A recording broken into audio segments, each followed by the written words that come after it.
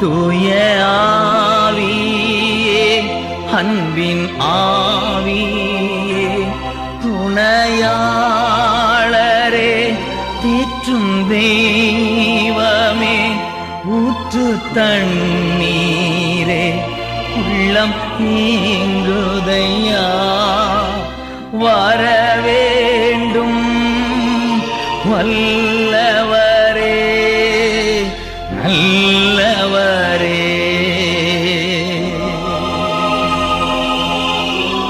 வரவேண்டும் வல்லவரே நல்லவரே வரவேண்டும். கர்த்தருடைய நாமம் ஒன்றே மகிமைப்படுவதாக. இரட்சகராகிய இயேசு கிறிஸ்துவின் இனிய நாமத்தில் உங்கள் யாவரையும் வாழ்த்துகிறேன். கர்த்தரை ஆராதிக்கும்படியாக இந்த நாளிலும் வந்திருக்கும் யாவரையும் கர்த்தர் ஆசீர்வதிப்பாராக. கர்த்தரை தொழுது கொள்கிற ஜனங்கள் பாக்கியவான்கள் என்று தேவன் சொல்லுகிறார். நாமும் பாக்கியவான்களாக இந்த நாட்களில் இருப்பதற்காக நாம் தேவனை ஸ்தோத்திரிப்போம். கண்களை மூடி தேவனுடைய பிரசன்னம் நம்மை ஆட்கொள்ளும்படியாக நாம் அவரை நோக்கி பார்ப்போம். எங்களை அதிகமாக நேசிக்கும் நல்ல தகப்பனே, அப்பா பிதாவே, அருமையான ஆராதனை வேலைக்காக நன்றியோடு துதிக்கிறோம் ராஜா. எங்களோடு இடைப்படும் நாட்டாவை ஒரு மனுஷனுடைய சத்தத்தை அல்ல, உம்முடைய சத்தத்தை, கம்பீரமான சத்தத்தை நாங்கள் கேட்க எங்களுக்கு கிருபை தாரும். நீ பேசும் அடியார்கள் கேட்கிறோம். இயேசு கிறிஸ்துவின் இனி நாமத்தை ஜெபிக்கிறோம் ஜீவனுள்ள தகப்பனே, ஆமென். கிறிஸ்துவுக்குள் அன்பானவர்களே, நமது குடும்பத்தில், நமது சபையில், நமது தேசத்தில் ஒரு எழுப்புதலை கொண்டு வர தேவன் நம்மை வழி நடத்தி வருகிறார். முதலாவதாக நமது குடும்பத்தில், நம்முடைய சபையில், தேசத்தில் அந்த எழுப்புதலுக்கு நம்மை ஒவ்வொருவரையும் அவர் ஒரு சிறு கருவிகளாக பயன்படுத்த விரும்புகிறார். ஒரு பெரிய ஆசீர்வாதத்துக்குள் நம்மை நடத்தி செல்ல தேவன் விரும்புகிறார். எனவே இந்த நாளிலும்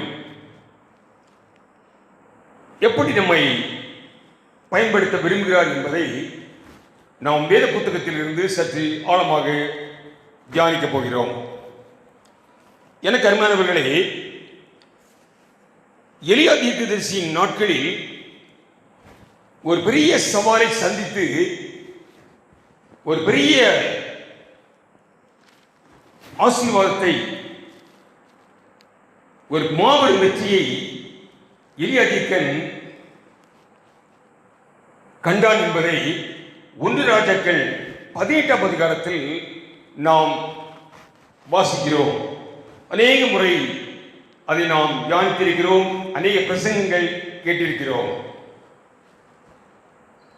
அந்த எலியா நாட்களில் அவன் செய்த ஒரு பெரிய சவாலை சந்தித்து வெற்றியை கண்டுகொண்டார் எலியா தீர்க்கதரிசி.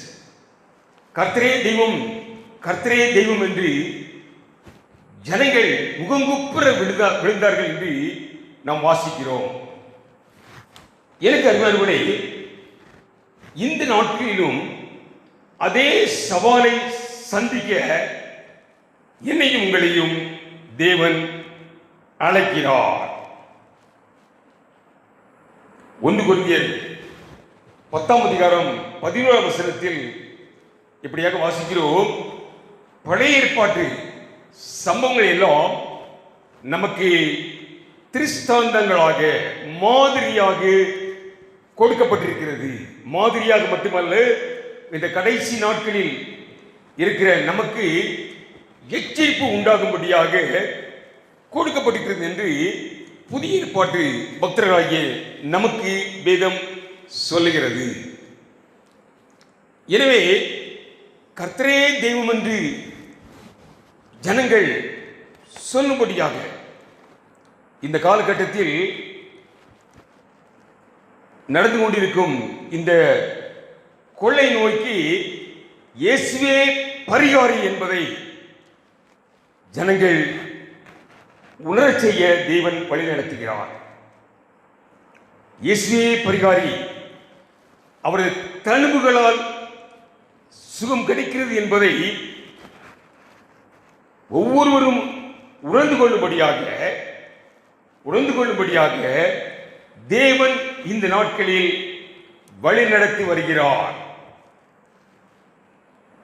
இயேசுவே பரிகாரி. வேதம் ஒரு நாள் போய் சொல்லாது. வேதத்தின் வார்த்தைகள் மாறவே மாறாது. எல்லா வியாதிகளுக்கும் அவர் ஒருவரே பரிகாரி என்பதை இந்த உலகம் கண்டுகொள்ள, நமது கிராமம் அல்ல, நம்முடைய தேசம் மட்டுமல்ல, உலகமே கண்டுகொள்ள தேவன் ஒரு பெரிய சவாலை சந்திக்க நம்மை அழைக்கிறார். இன்னும் ஒரு எளிய தீர்க்கதரிசியை கொண்டு வரப்போவதில்லை. தேவனுடைய வல்லமை உலகத்திற்கு காண்பிப்பதற்கு இன்னொரு எலியா தீர்க்கதரிசியை கொண்டு வர போவதில்லை. என்னையும் உங்களையும் தீர்க்கதரிசிகளாக, ராஜாக்களாக, ஆசாரியர்களாக தேவன் அபிஷேகித்து நம்மை வழிநடத்தி வருகிறார். தீர்க்கதரிசிகள் ஒவ்வொருவரும், இந்த வேத புத்தகத்தை கையில் வைத்திருக்கிற ஒவ்வொருவரும் தீர்க்கதரிசிகள். வேத புத்தகத்தில் இல்லாத தீர்க்கதரிசனங்கள் இல்லை. ஒவ்வொருவரும் தீர்க்கதரிசி என்பதை மறந்துவிடக்கூடாது. எனவே அந்த சவாலை அங்கு எலியா தீர்க்கன் சந்தித்த ஒரு 2 ரகசியங்களை நாம் கண்டுகொள்ளப் போகிறோம். 1 ராஜாக்கள் 18ஆம் அதிகாரம் நமக்கு தெரியும். அங்கே ஆகாப் ராஜாவும் எலியா தீர்க்கதரிசியும் சந்திக்கிறார்கள். சந்திக்கும் பொழுது ஆகாப் ராஜா எலியாவை பார்த்து சொல்றாரு, இஸ்ரவேலை கலங்க பண்ணுகிறவன் நீதான். அதுக்கு எலியா சொல்றாரு, பாருங்க, இஸ்ரவேல் ஜனங்களை கர்த்தரிடத்திலிருந்து பாதாளுக்கு வழிநடத்திய நீயும் வீட்டாருமே கர்த்தரை, இந்த இஸ்ரவேலை கலங்க பண்ணுகிறீர்கள். உடனே எலியா தீர்க்கதரிசி எப்படியாவது இந்த ஆகாப் ராஜாவுக்கும் இஸ்ரவேல் மக்களுக்கும் கர்த்தர் ஒருவரே தேவன் என்பதை காண்பிக்க வேண்டும் என்று ஒரு முடிவெடுத்து ஆகாபோட சொல்றார். கர்மேல் பர்வதத்திற்கு அந்த பாகாலின் தீர்க்கதரிசிகளையும் இஸ்ரவேல் அனைத்தரையும் அழைத்து வாருங்கள். அங்கே ஒரு சவால். நீங்களும் பாகால் தேவனுக்கு ஒரு காளையை பலியிட்டு உங்கள் தேவனை அழையுங்கள். நான் கர்த்தருக்கு ஒரு காளையை அங்கே விறகுகளில் அடுக்கி வைத்து நானும் என் தேவனை அழைக்கிறேன். எந்த தேவன் அக்கினியினால் பதில் அளிக்கிறாரோ அவரே தேவன். அங்க சொல்லும் பொழுது பாருங்க, அதுக்கு ஜனங்கள் எல்லோரும் இது நல்ல வார்த்தை என்றார்கள். நல்ல வார்த்தைகள். இந்த சம்பவம் நமக்கு தெரியும். அதனால சில வசனங்களை 1 ராஜாக்கள் 18ஆம் அதிகாரத்தை எடுத்து வைத்துக் கொள்ளுங்கள். ஒரு சில வசனங்களை மட்டும் நான் சொல்ல போகிறேன். எனவே இது நல்ல வார்த்தை என்றவுடன் நமக்கு தெரியும், வேலையை ஆரம்பித்தாங்க. எலியா சொல்லிட்டாரு, நீங்கள் மெஜாரிட்டி, நீ 450 தீர்க்கதரிசி இருக்கீங்க, பெரிய கூட்டம். எனவே முதலாவதாக நீங்கள் உங்கள் பலியை ஆரம்பியுங்கள். அதே மாதிரி அவங்க ஒரு காளையை சின்னதாக வெட்டி கட்டையில் வச்சு அவர்கள் தேவனை நோக்கி கூப்பிட்டார்கள். பதில் ஒன்றும் வரவில்லை. நமக்கு தெரியும். அடுத்த பாருங்க, உடனே எலியன் வாய்ப்பு வருது. இவனும் அதே மாதிரி விறகுகளை அடுக்கி சந்தாக காளையை வைத்து அங்க தேவனை நோக்கி கூப்பிடுகிறார். அவர் கூப்பிடும் பொழுது பாருங்க, ரெண்டே வார்த்தை சொல்லார். நல்லா கவனிக்கணும். நாம் 2 ரகசியங்களை எலியா தீர்க்கதரிசி உலகத்து ஜனங்கள் கர்த்தரே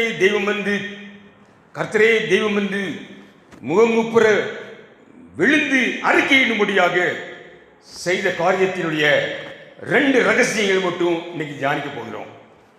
அப்போ எலியா தீர்க்கதரிசியும் கூப்பிடும் பொழுது அங்கே அக்கினி இறங்கி அந்த காளை விரைகளை பட்சித்து போட்டது என்று நாம் வாசிக்கிறோம். பயந்துட்டாங்க எல்லாரும். கர்த்தரே தெய்வம் என்று விழுந்தார்கள். 2 வார்த்தை சொல்றான். அவங்க கூப்பிட்டதை நான் அதிகமாக சொல்ல விரும்பல, தெரியும் எல்லாத்துக்கும். இவர் 2 வார்த்தை, என்னை கேட்டருளும். ஜெபத்தினுடைய ரகசியத்தை நாம் தியானிக்க போகிறோம். என்னை கேட்டருளும். அதை நான் அடிக்கடி சொல்லுவேன், சிறிய ஜெபம் என்றாலும் சீரிய ஜெபமாக இருக்க வேண்டும். ஆதியாமத்திலிருந்து வெளிப்படுத்தல் வரைக்கும் உள்ள வாக்குத்தத்தங்கள் எல்லாம் கொண்டு வந்து ஜெபத்தை கொண்டு போகக்கூடாது. கருத்தோடு, ஆவியோடும் கருத்தோடும் தேவனை தொழுது கொள்ள வேண்டும். சிறிய ஜெபம், சீரிய ஜெபம். என்னை கேட்டருளும். அப்போ இந்த ஜெபத்தினுடைய ரகசியத்தை தான் நாம் பார்க்க போகிறோம். 2 பெரிய காரியங்களை எலியா செய்தார். அந்த 2 காரியங்களை நாம் தியானிக்க போகிறோம். ஏனென்றால் எலியாவுக்கு 2 நாளாகமம் 7:14 நன்றாக தெரியும். 2 நாளாகமம் 7:14 இந்த நெருக்கடியான காலகட்டத்தில் நாம் தியானித்துக் கொண்டே இருக்கிறோம். பரம தெரியும். தேசத்தில் கொள்ளை நோய்கள், பஞ்சங்கள் வரும்பொழுது என் நாமம் தரிக்கப்பட்ட ஜனங்கள் தங்களை தாழ்த்தி முகத்தை தேடி பொல்லாத வழிகளை விட்டு. அப்போ இந்த ரகசியம் எலியாவுக்கு நல்லா தெரியும். அதனால அவன் செய்த 2 காரியங்களை நம்ம தியானிக்க போகிறோம்.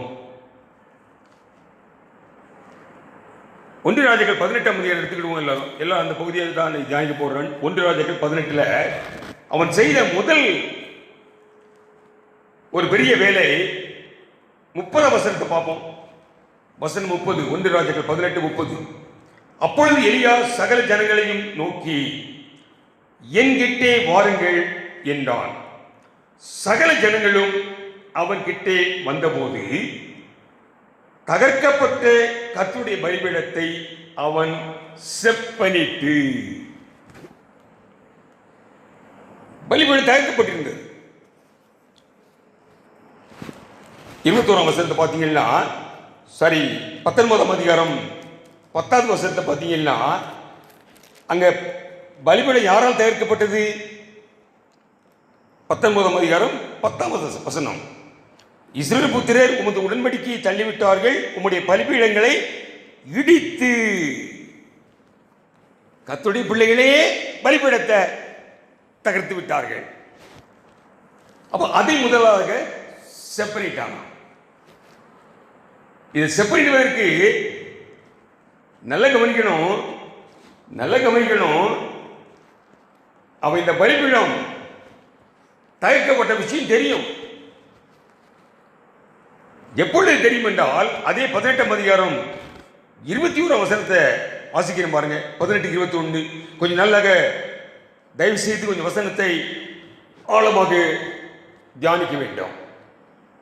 ஏனென்றால் ஒரு சிறு கருவியாக என்னை உங்களையும் பயன்படுத்தி அந்த மருத்துவ சிக்கலுக்கு கொடுத்த அதே ஒரு பெரிய ஆசீர்வாதத்தை தேவன் ஒவ்வொருவருக்கும் கொடுக்க ஆவலோடு காத்திருக்கிறார். நாம் ஆசீர்வதிக்கப்பட அழைக்கப்பட்ட பிள்ளைகள், ஆரோக்கியமான வாழ்க்கை வாழ்வதற்கு அழைக்கப்பட்டவர்கள்.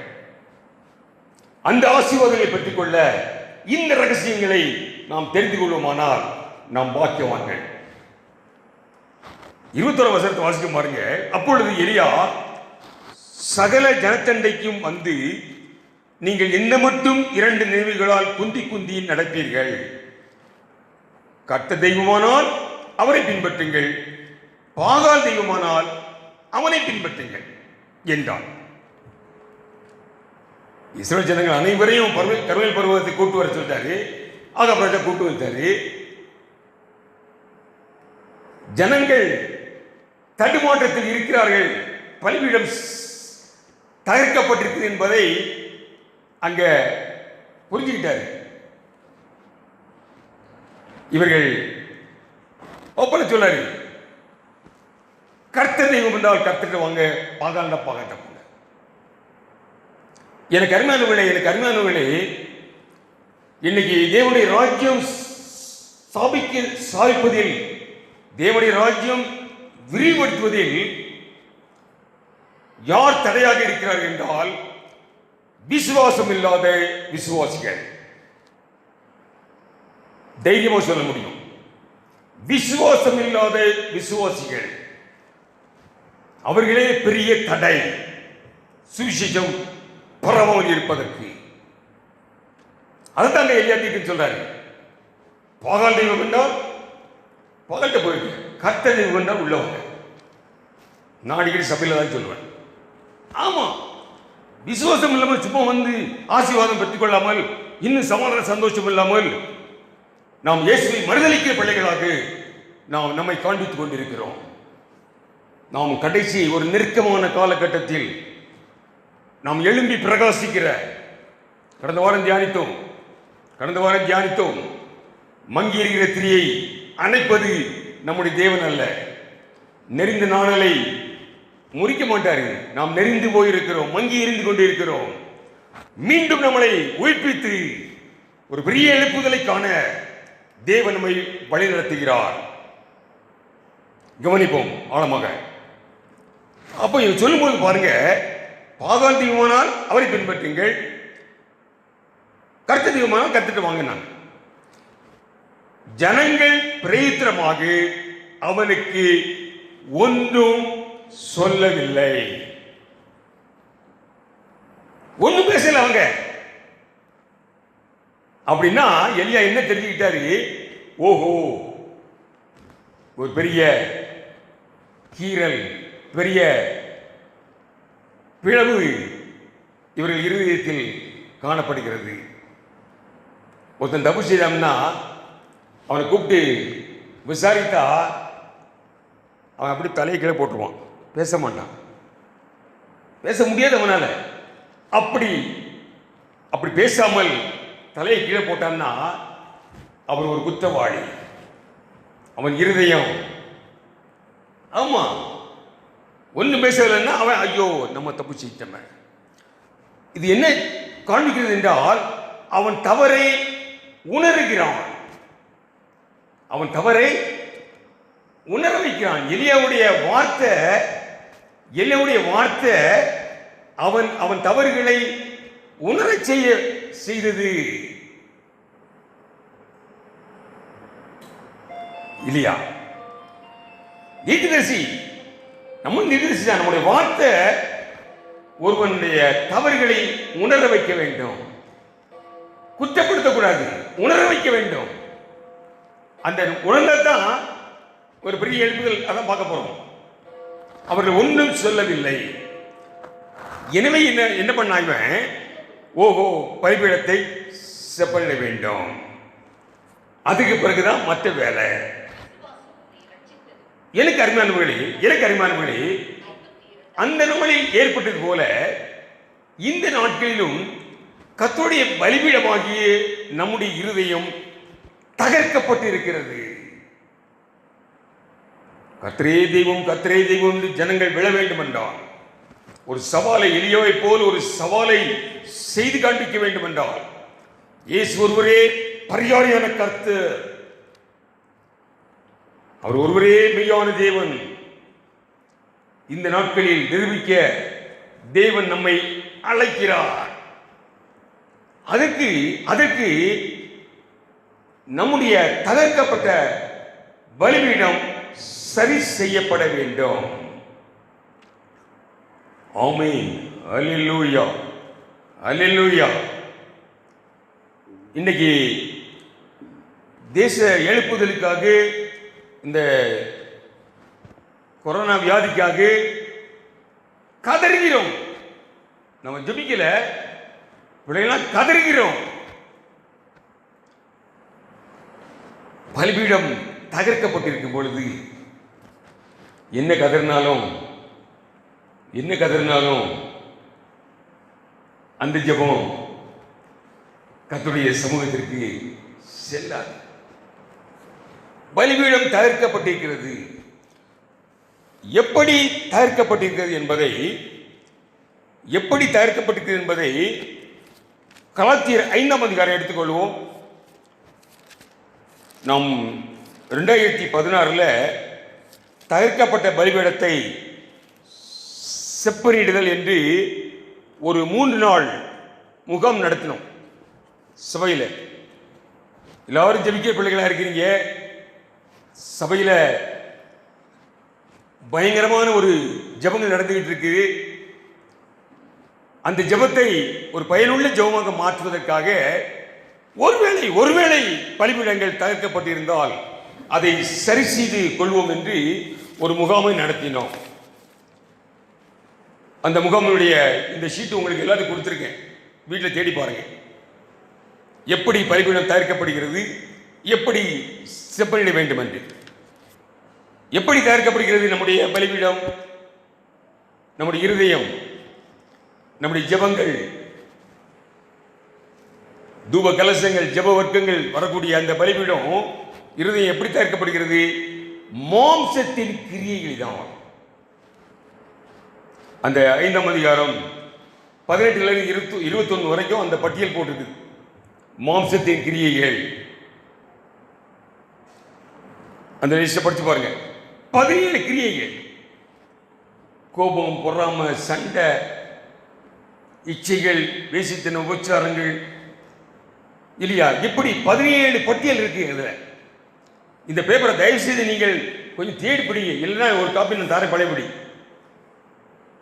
இந்த 17 கிரியைகள் நம்முடைய பலிபீடத்தை பிளவுபடுத்துகிற, தகர்த்தெறிகிற இந்த ஆவியின், இந்த மாம்சத்தின் கிரியைகள், 17 கிரியைகளை நாம் சரி செய்ய வேண்டும். அந்த கிரியைகளால், மாம்சத்தின் கிரியைகளினால் தகர்க்கப்பட்ட பலிபீடத்தை எப்படி சரி செய்ய முடியும்? அதே 5ஆம் அதிகாரத்தில் 22ஆம் வசனத்திலிருந்து சொல்லப்படுகிறது. ஆவியின் கரியோ. இப்போ உங்களுக்கு ஞாபகம் வரும். ஆவியின் கரியோ அன்பு, சந்தோஷம், சமாதானம். நான் பாடலை பாடி காமிச்சேன்.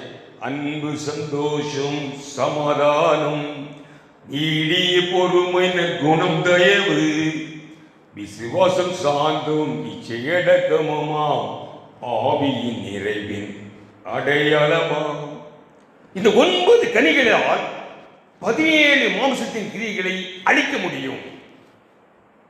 அதுக்கு தான் இந்த வேத புத்தகத்தை தேவன் நமக்கு கொடுத்திருக்கார். மாம்சத்தில் இருக்கும். நான் மாம்சத்தில் இருக்கிறோம். எனக்கு கிள்ளுதான் வலிக்குது. என்ன மாம்சத்தில் இருக்கிறேன். அப்போ மாம்சத்தின் கிரியைகள் பட்டுக்கொண்டே இருக்கும். அதை சரி செய்வதற்கு தான் ஆவியின் கனிகள். நம்ம சபையில் ஒரு அம்மா சாட்சி சொன்னாங்க. என்கிட்ட சொன்னாங்க, சபையில் சொன்னாங்க தெரியல. ஐயா, பக்கத்து வீட்டுக்கு எனக்கும் பிரச்சனை, சண்டை மோதிக்கொண்டே வருது. இந்த முகாம் நடந்த புதுசில் நான் ஒவ்வொரு நாளும் ஆண்டவரே எனக்கு அந்த ஆவியின் கனிகளாகிய ஒரு சமாதானம், ஒரு நீடிய பொறுமை, இது தாரணும். வேற எதுவும் கேட்கல. அவங்க சண்டை போகல. இந்த 2 காரியங்களை எனக்கு அந்த கனியை தாரும். கர்த்தருக்கு பின்னால ஒரு சமாதானத்தின் தேவன் செயல்பட்டார். ஆமென், ஆமென், அல்லேலூயா. எனக்கு அருமையானவர்களே, அதைத்தான் தேவன் சொல்றாரு, என் நாமத்தினால் நீங்கள் எதையும் கேட்கவில்லை, இப்பொழுது கேளுங்கள். யோவான் 16:24 அதுதான் கேட்க சொல்றாரு. நீங்க இந்த ஆவின் கனியை கேளுங்க. நீ கோபக்காரங்க இருக்கலாம், சண்டை வரலாம், குழப்பம் வரலாம், கோபதாபக்குள்ள பேசுறோம். ஆண்டவரே எனக்கு நீடிய சார்ந்து தாரோம், பொறுமையை தாரோம். அந்த பட்டியல் போட்டு காமிச்சிருக்கேன், அந்த லிஸ்ட் தயவு தேடி பாருங்க. விசுவாசம் அந்த கனி. இன்னைக்கு நம்ம விலகி போறோம், பைபிளை விட்டு விலகி போறோம், மந்திர மாயங்கள் பெலிசுனி என்று விலகி போறோம். பைபிளை விட்டு கிறிஸ்தவம் விலகி போய்கொண்டிருக்கிறது. அதுக்கு விசுவாசம் என்ற கனியை கொடுத்தாருன்னா போதும். அப்ப இந்த 9 கனிகளை இதை நம்ம ஜெபத்தில் கேட்ட போதும். நாம் ஆராதிக்கிற தேவன் ஒன்று சொல்லிக் கொள்கிறேன், நாம் இன்னும் ஏமாந்து கொண்டிருக்க வேண்டாம். 2000 வருஷங்கள் நாம் ஏமாற்றப்பட்டது போதும். நாம் ஆராதிக்கிற தேவன் சாலமன் ராஜா ஆராதித்த தேவன். ஆலயத்தை கட்டினாரு, வந்து கேட்கிறாரு ராஜாட்ட, உனக்கு என்ன வேணும் கேளு பார்த்தாருங்க. என்ன கேட்டாரு? உமது ஜனங்களை, அடியார்களை நடத்தக்கூடிய ஞானத்தை தாரும். நான் ஞானமற்றவன். என்ன சொன்னாரு இல்லையா? என்ன சொன்னாரு இந்த பகுதியில்?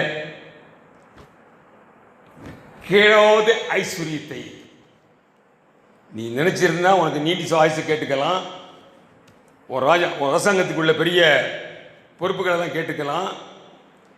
ஆனால் நீ எதையும் கேட்காமல் ஞானத்தை கேட்டப்பா, என் ஜனங்களை வழிநடத்தக்கூடிய ஞானத்தை கேட்ட. கேளாத ஐஸ்வர்யம் வேதம் சொல்லுகிறது. அந்த வசனத்தை வீட்டில் போய் பாருங்க. வேதம் சொல்லுகிறது, அந்த நாட்களில் அந்த சாலமனை போல எந்த ராஜாவும் இல்லையா, ஒரு ராஜாவும் சாலமன் ராஜாவும் இல்லையா. அந்த அளவுக்கு கேளாத ஐஸ்வர்யத்தை கொடுத்து தேவன் கனப்படுத்தினார். அதே தேவன் தான் இன்னைக்கு. நீங்க இந்த ஆவின் கனிகளை கேளுங்க. நான் ஒரு கிறிஸ்தவனாக, ஒரு விசுவாசியாக இந்த கிராமத்தில், இந்த பட்டணத்தில் நான் வாழ்க்கை செய்வதற்கு, சாட்சியாக இருப்பதற்கு உமது கனிகளை தாரும் ஆண்டவரே. எனக்கு கோபம் வந்துடுது, நான் சண்டை போட்டுருந்தேன், பக்கத்து வீட்டில் சண்டை போட்டுருந்தேன், குடும்பத்துக்குள்ள அன்பு செலுத்த முடியலை, அன்பு தாரும். அப்போ இது தேவனுடைய ராஜ்யத்தை, அதைத்தான் மத்தேயு சுவிசேஷத்திலே தேவன் சொன்னாரு, முதலாவதாக தேவனுடைய ராஜ்யத்தை எடுங்கள், மற்றது கூட கொடுக்கப்படும். ஆமென், அல்லேலூயா. எனக்கு அருமையானவர்களே, நான் அடிக்கடி சொல்லுவேன், உங்களுக்கு ஆசீர்வாதத்தின் திறவுகோலை தந்து கொண்டிருக்கிறேன். நான் ஆசீர்வாதத்தை குறித்து பிரசங்கம் பண்ண வரல, ஆனால் ஆசீர்வாதத்தின் திறவுகோலை உங்களுக்கு தருகிறேன். இது செய்து பாருங்க. நீங்க ஆவியின் கனிகளை கேட்டு பாருங்க. நீங்க கேட்காத ஆசீர்வாதங்களை தேவன் கொடுப்பார். அதுதான் சத்தியம். சத்தியத்தை அறியுங்கள், சத்தியம் உங்களை விடுதலையாக்கும். மற்றபடி பெரிய நீண்ட ஜெபங்கள் பண்ணி கொண்டு சாதிக்கலை, இதுவரை சாதிக்கலையே. அப்படி சாதித்திருந்தோம்னா இன்னைக்கு உலகமே கிறிஸ்துவுக்கு வந்திருக்குமே. இனியாவது இந்த கடைசி நாட்களில் 11th வருவாங்க. கடைசி நாட்களில் இருக்கிற நாம் இப்பொழுதாவது நாம் தேவனுடைய சித்தத்திற்கு நம்மை அர்ப்பணித்து அவருடைய பெரிய ஆசீர்வாதங்களை பற்றி நாம் தேசத்தின் எழுப்புதலுக்காக ஒரு கருவியாக செயல்படுவோம். அப்போ இந்த தகர்க்கப்பட்ட பலிபீடம் முதலாவதாக செப்பனிடப்பட வேண்டும். ஜெபத்திற்கு முன்பாக தேவன் ஒவ்வொருவரையும் இந்த சபை, கிராம, தேச எழுப்புதலுக்காக ஒவ்வொருவரையும் அழைக்கிறார். ஒவ்வொருவரையும் சிறு கருவியாக அழைக்கிறார். எல்லோரையும் அழைக்கிறார், யாரையும் விடல. அனைவரையும், எல்லோருக்கும் தாளந்து கொடுத்தார். கொடுக்கப்படாதவர்கள் யாரும் கிடையாது, யாரும் மறுக்க முடியாது, யாரும் தப்பிக்க முடியாது. அப்போ அதற்கு அதற்கு அந்த எழுப்புதலுக்கான சபையில் எழுப்புதல் வரணும். சபைக்கு அங்க எப்படி அந்த பலிபீடம் எப்படி தவிர்க்கப்பட்டது? யாரால் தவிர்க்கப்பட்டது? சத்ருவால் அல்ல, இஸ்ரவேல் பிள்ளைகளே பலிபீடத்தை தவிர்த்தாங்க. இன்னைக்கு சபை மூடி இருப்பதற்கு யார் காரணம்? நாமே. 2 வாரத்துக்கு முன்ன சொன்னேன், இந்த சபை மூடி இருப்பதற்கு நான் தான் காரணமோ என்று ஒவ்வொருவரும் சிந்தித்து செயல்பட வேண்டிய காலகட்டங்களில் இருக்கிறோம். அப்போ அருமையானவர்களே, முதலாவதாக தகர்க்கப்பட்ட பலிபீடம் செப்பனிடப்பட வேண்டும். மாம்சத்தின் கிரியைகளால் தகர்க்கப்பட்டு காணப்படுகிறோம். ஆவின் கனிகளால் நாம் அதை சரி செய்ய வேண்டும். எப்படி தகர்க்கப்பட்டிருக்கிறது, எப்படிப்பட்ட விரிசல்கள் விழுந்திருக்கிறது என்பது நமக்கும் தேவனுக்கும் தெரியும். என் பலிபீடம் எப்படி தகர்க்கப்பட்டிருக்கிறது என்பது உங்களுக்கு தெரியாது. அதை நாம் சரி செய்து கொள்ள வேண்டிய காலகட்டத்தில் இருக்கிறோம். அல்லேலூயா, அல்லேலூயா. இரண்டாவதாக எலியா தீர்க்கன் செய்த ஒரு பெரிய வேலையை நாம் பார்ப்போம். 1 ராஜாக்கள் 18ஆம் அதிகாரத்தை எடுத்துக்கொள்ளும் பழையபடி. இரண்டாவது எலியா தீர்க்கன் செய்த ஒரு பெரிய வேலை, அந்த 18ஆம் அதிகாரம் 31ஆம் வசனம்.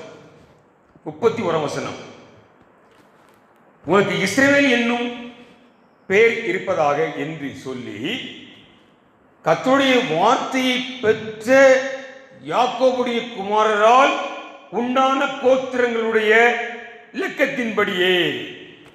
நல்ல கவனிக்கணும், பைபிளில் ஒவ்வொரு வார்த்தையும் ஒரு பெரிய சத்தியத்தை வெளிப்படுத்தும். அங்க இஸ்ரவேலின் கோத்திரத்தின்படி என்று சாதம் எழுதியிருக்கலாம். இஸ்ரவேலின் கோத்திரத்தின்படி 12 கற்களை எடுத்து பலிபீடத்த உண்டாக்குனாரு எழுதியிருக்கலாம். ஆனா என்ன எழுத பாருங்க, கர்த்தருடைய வார்த்தையை பெற்று யாக்கோபுடைய குமாரரால் உண்டான கோத்திரங்களுடைய இலக்கத்தின்படியே 12 கற்களை எடுத்து அந்த கற்களாலே கர்த்தருடைய நாமத்துக்கு என்று ஒரு பலிபீடத்தை கட்டினான். இது எதை நமக்கு காண்பிக்கிறது என்றால், ஒரு ஆவிக்குரிய ஒற்றுமை, ஒருமைப்பாட்டை உறுதிப்படுத்துறாங்க. கர்த்தருடைய வார்த்தையை பெற்ற யாக்கோபுடைய குமாரர். இந்த புதிய ஏற்பாட்டில் சொல்ல வேண்டும் என்றால் என்ன சொல்லலாம்? அவர் வெளியேறப்பட்ட இரத்தத்தால் சம்பாதிக்கப்பட்ட அவருடைய பிள்ளைகள், யாக்கோபுடைய குமாரரால் உண்டாகின கோத்திரங்கள் இலக்கத்தின்படி 12 கோத்திரங்கள், யாரையும் விடல. அப்ப இன்னைக்கும் என்ன சொல்றாரு இங்க புதிய ஏற்பாட்டில்? அவருடைய இரத்தத்தால் மீட்டெடுக்கப்பட்டு அவருடைய பிள்ளைகள் அனைவரும். ஒருமைப்பாடு, ஒருங்கிணைப்பு. வேறு சொல்லுகிறது, நாம் ஒரே ஆவியினால் தாழ்க்கப்பட்டோம், ஒரே ஆவியின் குடைக்குள் நாம் அமர்ந்திருக்கிறோம். நல்லா கவனிக்கணும். சாதாரணமாக என்னை கேட்டரும் என்று சொல்லும்போது அங்க தேவன் அக்னியை இறக்கினார், அக்னியாக வெளிப்பட்டார். அதே தேவனை தான் ஆராதிக்கிறோம். நம்ம அதே தேவனை தான் ஆராதிக்கிறோம். மாற்றமே இல்லை. இந்த 2 ரகசியங்களும் கற்றுக்கொள்வோம், கடைபிடிப்போம், பெரிய காரியங்களை செய்ய முடியும். கர்த்தரே தெய்வம் என்று, கர்த்தரே பரிகாரி என்பதை ஜனங்கள் தெரிந்து கொள்ளும்படியா. அதுக்காகத்தான் காலத்தை நீட்டிக்கொண்டே போறாரு. நமக்கு நேரம் கொடுத்துக்கிட்டே இருக்காரு. இப்போது நம்ம செயல்பட ஆரம்பிக்கணும். அப்போ இந்த ஒருமைப்பாட்டு ஒரு ஒற்றுமையை உறுதிப்படுத்துவதற்காகத்தான் இந்த 12 கோத்திரங்கள் அந்த இலக்கத்தின்படி 12 கற்களை எடுத்து அங்கே வைக்கிறாரு. நம்ம யாராவது இருக்கலாம், நம்ம எந்த தேசமோ என்ன மொழியோ என்ன பாஷைக்காரரோ எங்கேயோ இருக்கலாம். ஆனாலும் உலகத்தில் உள்ள அனைத்து கர்த்தருடைய பிள்ளைகளும் ஒரே குடைக்குள் இருக்கிறோம். அந்த ஒருங்கிணைப்பு, அந்த ஒற்றுமை இருந்தால் அந்த தேவன் அக்னியாக அவருடைய வல்லமையை வெளிப்படுத்துவார். இன்னைக்கு தேவனுடைய வல்லமையை உலகத்தில் கொண்டு வர வேண்டும். ஒன்றை சொல்லிக் கொள்கிறேன், இன்று சுவிசேஷத்தினுடைய விளக்கத்தை உலகம் எதிர்பார்க்கவில்லை. நல்ல கவனிங்க, சுவிசேஷத்தினுடைய விளக்கத்தை ஜனங்கள் எதிர்பார்க்கவில்லை. சுவிசேஷத்தினுடைய வல்லமையை ஜனங்கள் எதிர்பார்க்கிறார்கள். விளக்கம் தெரியும், இயேசு கிறிஸ்து பிறந்தார், மரித்தார், உயிர்த்தெழுந்தார், தெரியும் சுவிசேஷம். ஆனால் சுவிசேஷத்தினுடைய வல்லமை, அதற்கு எனக்கு அன்பர்களே நம்முடைய பலிபீடம் சரி செய்யப்பட வேண்டும். இரண்டாவதாக ஒரு ஒருங்கிணைப்பு, ஒற்றுமை. ஆமென், அல்லேலூயா. மத்தேயு 18:19 இயேசு சொன்னாரு, எல்லாருக்கும் தெரியும்,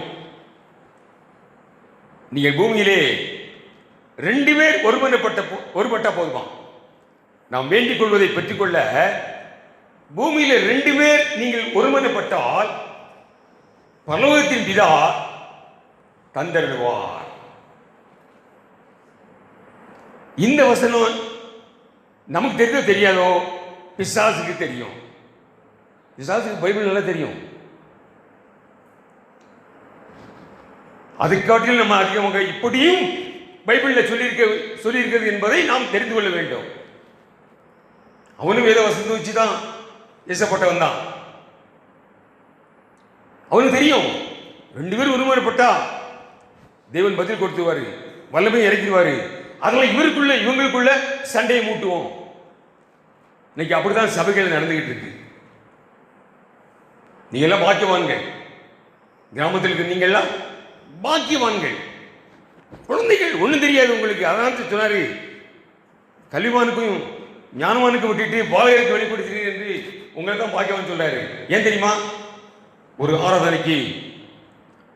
ஆராதனைக்கு நமது சபையில் ஒரு ஆராதனைக்கு ஒரு இளம் தம்பதியார்கள் வந்திருந்தாங்க. புது முகங்கள், ஒரு சிறு குழந்தையோட. அவங்க சென்னை பட்டணத்திலிருந்து ஒருத்தர் வீட்டுக்கு விருந்துக்கு வந்திருக்காங்க, சபைக்கு வந்துட்டாங்க. உற்சாகமாக சபையில் காணப்பட்டாங்க. நான் கவனிச்சுக்கிட்டு இருந்தேன். முடிந்த உடனே முன்ன வந்தாங்க. வந்து எங்களுக்காக ஒரு ஜப குறிப்பு இருக்கு, ஜெபம் பண்ணுங்க. சரி என்று என்ன ஜப குறிப்பு என்று கேட்டேன். எனக்கு ஷாக் ஆகிட்டு. என்ன சொன்னார்கள்? எங்கள் சபைக்காக ஜெபித்துக் கொள்ளுங்கள். பெரிய வாஞ்சியோடு தாகத்தோடு வந்தாங்க. ஏதோ அவர்கள் குடும்ப பிரச்சனை சொல்ல போறாங்கன்னு நினைச்சேன். எங்கள் சபைக்காக ஜெபித்துக் கொள்ளுங்கள். ஏன் என்று கேட்டேன். எங்கள் சபை உடைந்து கொண்டிருக்கிறது, பலிபீடம் தகர்க்கப்பட்டு கொண்டிருக்கிறது. எங்கள் சபை உடைந்து கொண்டிருக்கிறது என்று சொன்னாங்க. என்ன பாரம் பாருங்க, என்ன பாரம் பாருங்க.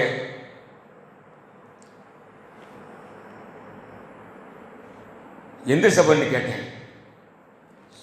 சென்னை பட்டணத்தில் உள்ள ஆவிக்குரிய சபைகளில் நம்பர் 1 இருக்கக்கூடிய ஒரு பெரிய சபை. உங்களுக்கு தெரியும், சென்னை பட்டணம். அதனால தான் கிராம மக்கள் பாக்கியவான்கள். உங்களுக்கு அந்த பிரச்சனை இல்லை, எல்லாம் ஒத்துமையா இருக்கிறீங்க.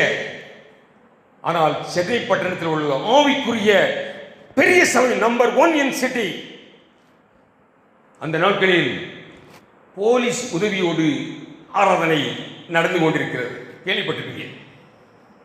ஆவியாருடைய ஆளுகையிலே நாம் ஆராதனை நடக்க வேண்டும். உமது பிரசன்னத்தை தாரும், சகினா மகிமை இறங்க வேண்டும் என்று ஜெபித்து ஆராதனை ஆரம்பிக்கிறோம். ஆனால் சபைகளில் போலீசுடைய ஆதிக்கத்தினால் ஆராதனை நடத்தக்கூடிய காலகட்டத்தில் நாம் தள்ளப்பட்டிருக்கிறோம் என்பதை கண்ணீரோடு நான் சொல்லுகிறேன். எனக்கு அருமையானவர்களே, அந்த ஒருமைப்பாடு எலியாவை செய்தான். 12 கோத்திரத்தாரும் வித்தியாசம் இருந்திருப்பாங்க. முதல்ல பாருங்க, அவர்கள் பாகால் தெய்வம்னா பாகால்கிட்ட போப்பா, கர்த்தர் தெய்வம்னா இங்க வான்னா யாரும் பேசல.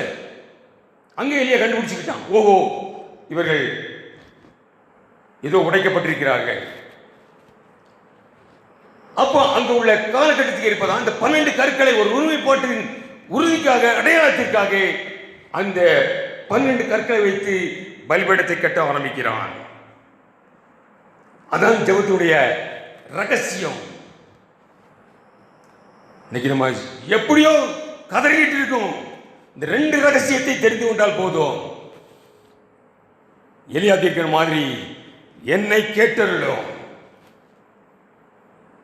நீர் எங்கள் பக்கம் திரும்பினீர், எங்களோடு இருக்கிறீர் என்பதை ஜனங்கள் அறிந்து கொள்ளும்படியாக என்னை கேட்டருளும். 2 வார்த்தை போதும். நம்ம தேவன் பெரிய காரியத்தை செய்ய முடியும். அதுக்கு தகர்க்கப்பட்ட பலிபீடம் சரி செய்யப்பட வேண்டும். 2வதாக இந்த ஒருமைப்பாடு. எஸ்ரா காலத்தில் ஒரு பெரிய எழுப்புதல். எஸ்ரா காலத்தில் ஒரு எழுப்புதல். எஸ்ராவின் புத்தகத்தை எடுத்துவோம். 601 பக்கம். எஸ்ராவின் புத்தகத்தில் 601 பக்கம். நாம் எழுப்புதலுக்காக ஒவ்வொருவரும் ஜெபித்து வருகிறோம். இந்த ரகசியங்களை தெரிந்து கொள்ள வேண்டும். எஸ்ராவின் புத்தகம் 601 பக்கத்தில் பாருங்க. அங்க 10ஆம் அதிகாரத்தில் முதல் வசனத்தில் வாசிக்கிறேன். எஸ்ரா இப்படி விண்ணப்பம் பண்ணி, எப்படி 9ஆம் அதிகாரத்தை சொல்லுது, பரிசுத்த வித்து உலகமும் கலந்து போயிட்டு, கர்த்தருடைய பிள்ளைகளும் உலகமும் கலந்து விட்டார்கள். இந்த நாட்கள் அப்படிதான் இருக்கு. கர்த்தருடைய பிள்ளைகளும் சண்டை போடுறாங்க, உலகத்தை போய் உலகத்தான் சண்டை போடுறாங்க. இவங்களும் தூசத்தை பேசுறாங்க, அவங்களும் பேசுறாங்க. அவங்களும் டாஸ்மாகில் கை கொடுக்குறான், நம்மளும் கை கொடுக்குறான். கலந்து போயிட்டு அங்க சொல்லப்படி 9ஆம் அதிகாரத்தில் 9ஆம் அதிகாரம் முதல் வசனம் சொன்னாரு, தேசங்களின் ஜனங்களுக்கும் அவருடைய அருவருப்புகளுக்கும் விலகி இருக்கவில்லை. 2ஆம் வசனத்தில் இப்படியே பரிசுத்த வித்து தேசத்தில் ஜனங்களோட கலந்து போயிற்று என்று கேள்விப்பட்ட உடனே 6-7 வசனங்களில் பாருங்க, அக்கிரமங்கள் தலைக்கு மேல் பெருகிட்டு நாங்கள் பெரிய குற்றத்திற்கு உள்ளானோம். அங்க 15ஆம் வசனத்தில் பின்பகுதியில் இது நிமித்தம் நாங்கள் உனக்கு முன்பாக நிற்கத்தக்கவர்கள் அல்ல என்று விண்ணப்பம் பண்ணி தெய்வ சமூகத்தில் ஆலயத்துக்கு முன்பாக தாழ விழுந்து கிடக்கையில், நல்ல கவனிக்கணும், நல்ல கவனிக்கணும். தேவனுடைய அக்னி, தேவனுடைய வல்லமை இறங்குவதற்கு ரகசியம். தாழ விழுந்து கிடக்கையில் இஸ்ரவேலின் புருஷரும், 10ஆம் அதிகாரம் முதல் வசனம், இஸ்ரவேலின் புருஷரும் ஸ்திரீகளும் பிள்ளைகளுமான மகாபெரிய சபை அவரிடத்தில் வந்து கூடிற்று. ஜனங்கள் மிகவும் அழுதார்கள். 4ஆம் வசனத்தில் எழுந்திரும், நாங்களும் உம்மோடு கூட இருப்போம். என்ன ஒரு யூனிட்டி பாருங்க, ஒருமைப்பாடு பாருங்க. இன்னைக்கு அந்த ஒருமைப்பாடு வருதா ஜெபத்தில்? ஏதோ அவங்க ஜெபம் பண்ணிட்டு இருக்காங்க, நமக்கு வேலை வேலை இருக்கு. அவங்க வேலை இல்லாமல் இன்னைக்கு ஜெபத்திற்கு வருவர்களை பார்த்தால் அவங்களுக்கு வேலை வெட்டி கிடையாது, ஒன்றும் கிடையாது, போய் ஜெபம் பண்ணுறாங்க. இங்கே அப்படி இல்லை இல்லையா? நாங்கள் வருகிறோம் என்று எலியாவை பிடிச்சு தூக்கியிருப்பாங்க, அவன் காலரை பிடிச்சி தூக்கியிருப்பாங்க. எழுந்திருப்பியா, நாங்கள் வரோம். அங்கே ஒரு பெரிய எழுப்புதல். நெகேமியாவுக்கு வாங்க, நெகேமியா ஒரு எழுப்புதலை கொண்டாந்தார். நெகேமியா புத்தகத்தில் அது கொஞ்சம் வாசிக்கும். நெகேமியா புத்தகத்தில் பார்த்தீங்கன்னா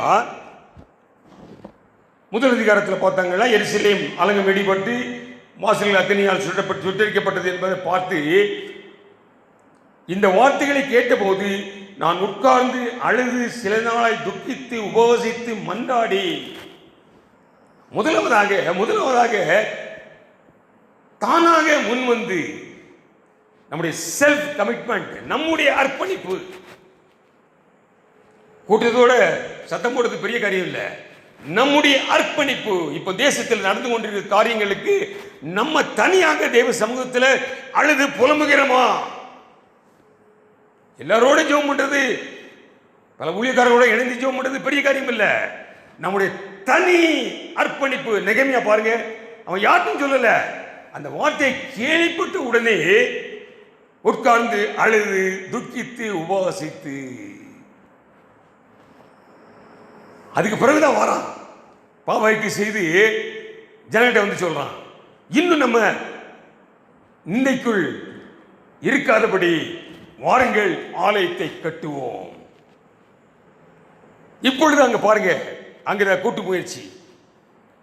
அங்க எலியா 12 கோத்திரத்தின்படி கற்களை வைத்த மாதிரி ஆலயத்தை கட்டுவோம் வாருங்கன்னா, எழுந்து கட்டுவோம் வாருங்கள் என்று அந்த நல்ல வேலைக்கு கைகளை திடப்படுத்தினார்கள். நமக்கு தெரியும், அந்த பகுதியில் 52 நாட்களில் ஆலயம் கட்டப்பட்டது. எனக்கு அருமையான விலை, இந்த ஒருமைப்பாடு, ஒருங்கிணைப்பு, கூட்டு முயற்சி அது நமக்கு மிக மிக அவசியம். ஆமீன், ஆமீன், அல்லேலூயா. ஒருமனப்பட்டா போதும். அப்போ எளிய நாட்களில் தேவனுடைய வல்லமை இறங்கியது போல இந்த நாட்களிலும் கர்த்தருடைய வல்லமை ஜனங்களுக்கு மிக மிக அவசியம். தடுமாடி கொண்டிருக்கிறார்கள். தேசத்தை ஆள்கிறவர்களும் தேசத்து ஜனங்களும் வழி தெரியல. ஆனால் நம்முடைய கையில் இருக்கிற வேத புத்தகத்தில் வழி உண்டு. அந்த வழியை உலகத்திற்கு கொண்டு வருவதற்கு இந்த எலியா செய்த 2 ரகசியங்களை நாம் பின்பற்ற வேண்டும். ஒன்று, நம்முடைய தகர்க்கப்பட்ட பலிபீடங்கள் செப்பனிடப்பட வேண்டும். இரண்டாவதாக, நமக்குள்ள ஒரு ஒற்றுமை, ஒருங்கிணைப்பு, பிரிவினை இல்லாத ஒரு ஒற்றுமை. பிசாசு சின்ன சின்ன விஷயங்கள் கொண்டாந்து பிரிவினையை கொண்டாந்துருவான். ஆமென். அதுக்கு அனுமதிக்கவே கூடாது. அவன் தந்திரக்காரன், அவன் தந்திரங்கள் தெரியாது இல்லை என்று சொன்னார் பவுல். எனக்கு அருமையானவர்களே, நாம் இந்த 2 ரகசியங்களை நாம் கடைபிடிப்போமானால் நாம் ஒரு பெரிய காரியத்தை தேவனுக்காக செய்ய முடியும்.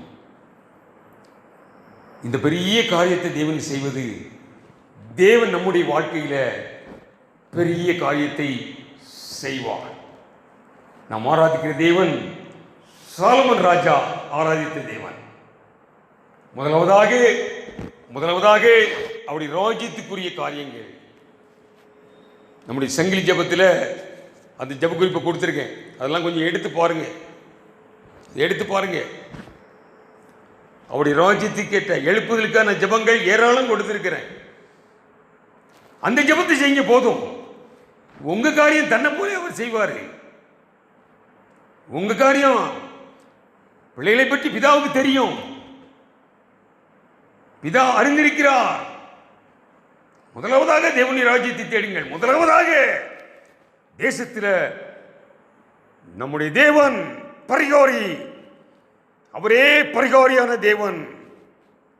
அவர் காயங்களால் சுகம் கிடைக்கிறது என்பதை அறிவிப்பதற்காகத்தான் என்னை உங்களையும் தேவன் கிருபையால் ரட்சித்து உளையோன சேத்தில் இருந்தோம், கிருபையால் ரட்சித்து அவருடைய ராஜாக்களாக, ஆசாரியர்களாக அவருடைய புண்ணியங்களை அறிவிக்கும்படியாக தெரிந்து கொள்ளப்பட்ட பிள்ளைகள். நம்முடைய கதைகள் அவருக்கு தெரியும், நம்முடைய குடும்ப தேவைகள், பிரச்சனைகள் அவருக்கு தெரியும். அதை போய் பட்டியல் போட்டு இருக்கண்டாம். முதலாவதாக தேசத்தில் ஆண்டவர் இயேசு கிறிஸ்துவே பரிகாரி. அந்த நாள் கர்த்தரே தெய்வம் என்று முகங்குப்புற விழுந்ததை போல இயேசு கிறிஸ்து ஒருவரே பரிகாரியான கர்த்தர், எல்லாவற்றுக்கும் பரிகாரி. அவர் பரிகாரமாக பலியாக சிலுவையில் சர்வலோகத்தின் பாவங்களுக்காக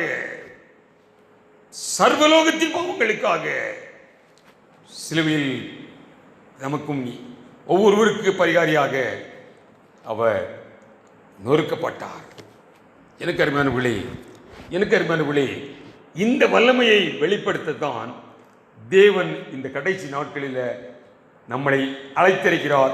அந்த அழைப்பை நாம் அறிந்து கொண்டு நாம் நம்மை அர்ப்பணிக்க வேண்டும். கண்களை மூடி தேவன் உங்கள் மேல் ஒரு பெரிய திட்டம் வைத்திருக்கிறார். பெரிய நோக்கத்திற்காக இந்த கிராமத்திலிருந்து உங்களை அழைத்திருக்கிறார். உலகத்தோடு ஓடுவதற்கல்ல, ஒரு விசேஷித்த பிள்ளைகளாக தேவனுடைய வல்லமையை இறக்கி காண்பிக்கும் எளியாக்களாக உங்களை அழைத்திருக்கிறார். நாம் நம்மை சிறு கருவியாக அர்ப்பணிப்போம். தேவன் பெரிய காரியங்களை, பெரிய ஆசீர்வாதங்களை நம் வாழ்க்கையில் செய்ய வல்லவராக இருக்கிறார். எங்களை அதிகமாக நேசிக்கும் தகப்பனே, ஒரு சிறு கருவியாக என்னை நான் அர்ப்பணிக்கிறேன்.